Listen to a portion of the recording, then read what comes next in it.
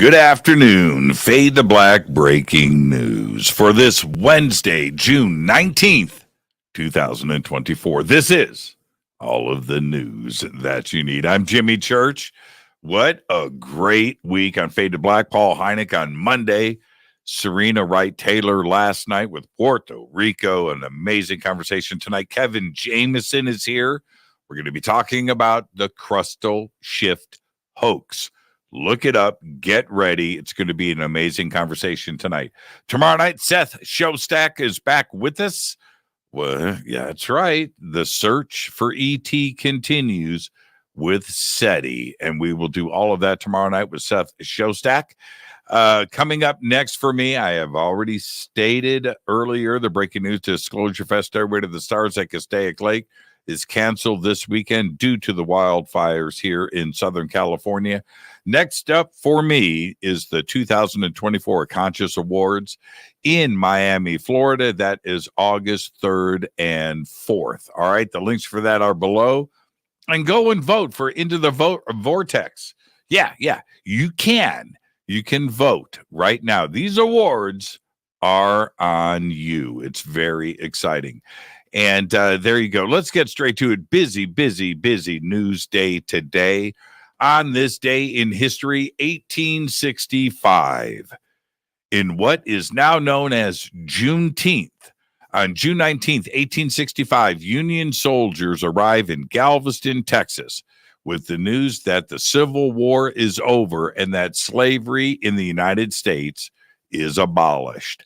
On this day in 1865. All right, here's your fader fact. You ready? Dead skin cells are the main ingredient in household dust. And if you just threw up in your mouth a little bit, which I understand, check this out.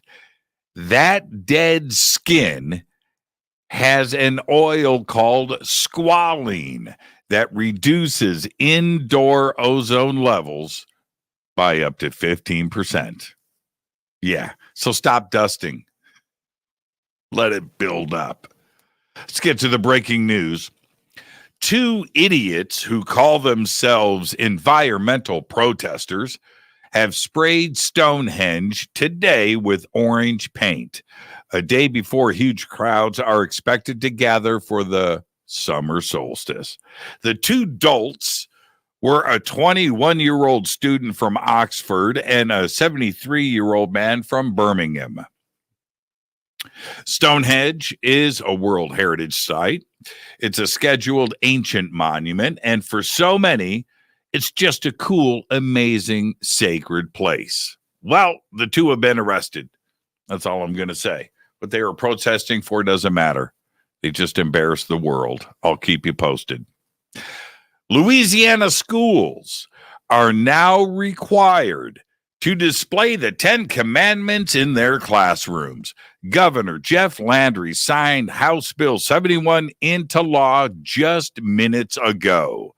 The legislation approved by state lawmakers last month mandates that a poster-sized display of the 10 Commandments in, and I quote, large, easily readable font be required in all public classrooms from kindergarten all the way up to state-funded universities.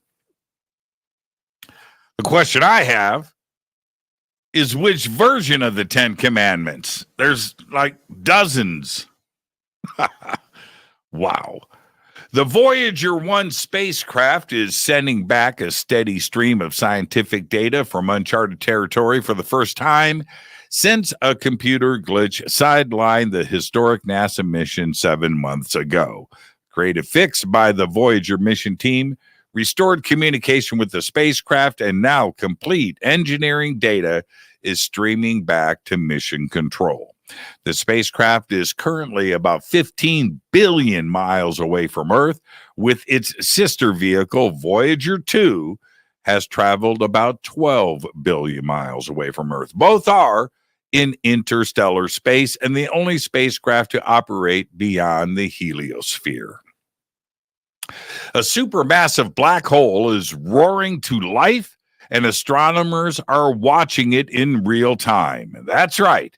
They are witnessing a never-before-seen spectacle in the cosmos, the awakening of a supermassive black hole at the center of a distant galaxy. That galaxy is SDSS 1335 plus 0728, which is 300 million light years away in the Virgo constellation. The new study findings have been accepted for publication in the journal Astronomy and Astrophysics.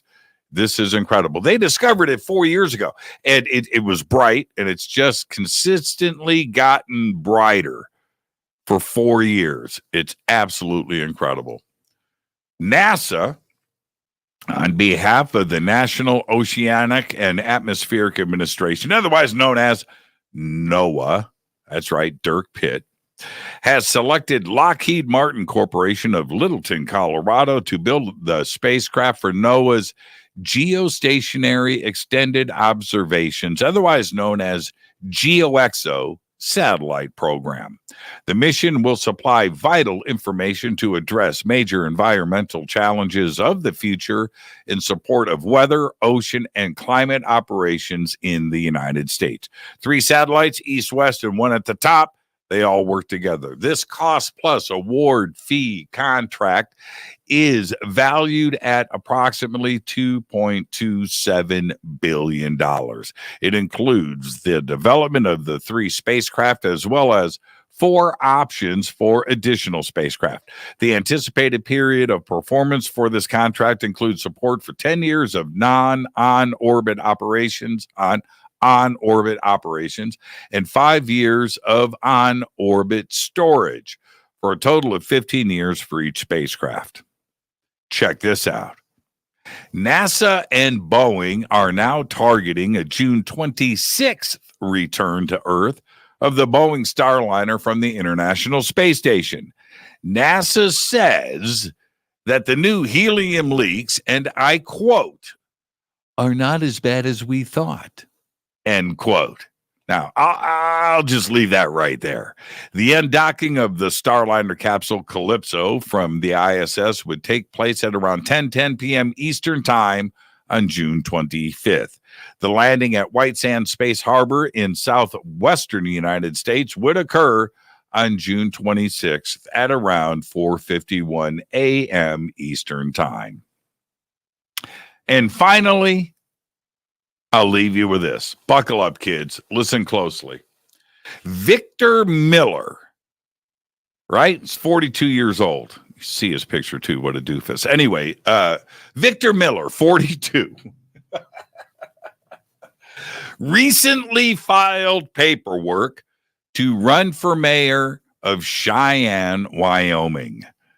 But it wasn't exactly for him. He listed the name of a customized AI chatbot to appear on the ballot.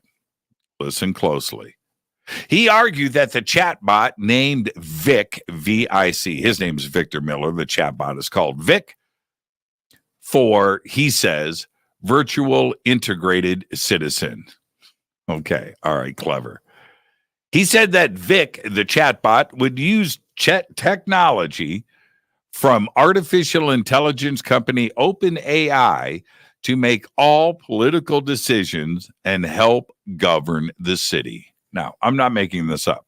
Apparently, Vic, by the way, is not affiliated with any political party. However, the run for office didn't last too long. OpenAI shut down Miller's access to the tool that was being used to interact with and persuade voters. All right. OpenAI says that using ChatGPT in this way is against its policies. On its website, OpenAI states, and I quote, engaging in political campaigning or lobbying, including generating campaign materials personalized to target at any specific demographics. OpenAI says it also shut down Steve Endicott, another candidate in the United Kingdom who was using its AI models to help him campaign for parliament. Endicott answers questions from voters via AI Steve. Quotes, AI Steve, a chatbot that is on his site. He's running it as an independent. That chatbot was ChatGPT, and voters were able to leave opinions and help create policies. Those policy decisions were created by ChatGPT. The Terminator is here. For real. How long did it take for AI to try and take over things? You need to think about this. We now have ChatGPT running for public office. That's right. Think about that. And somehow that AI got into the brain, got into the head, and convinced an actual human to do it for them. There, come on, Vic. It'll be all right. Steve, just put me on your website. Yeah, it'll be fine. Nothing'll go wrong. Yeah, just like that, the switch has been flipped.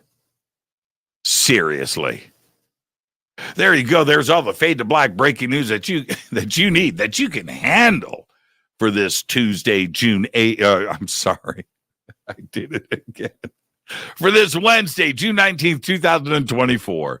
Fade to Black breaking news is produced by Renee Neumann. I'm Jimmy Church. Now, tonight on the show, Kevin Jameson is with us. We're going to be talking about the Crustal hoax. And if you don't know what this is, you need to A, Google it, and B, check out this show tonight. But for now, all I've got is Go Backley Tappy.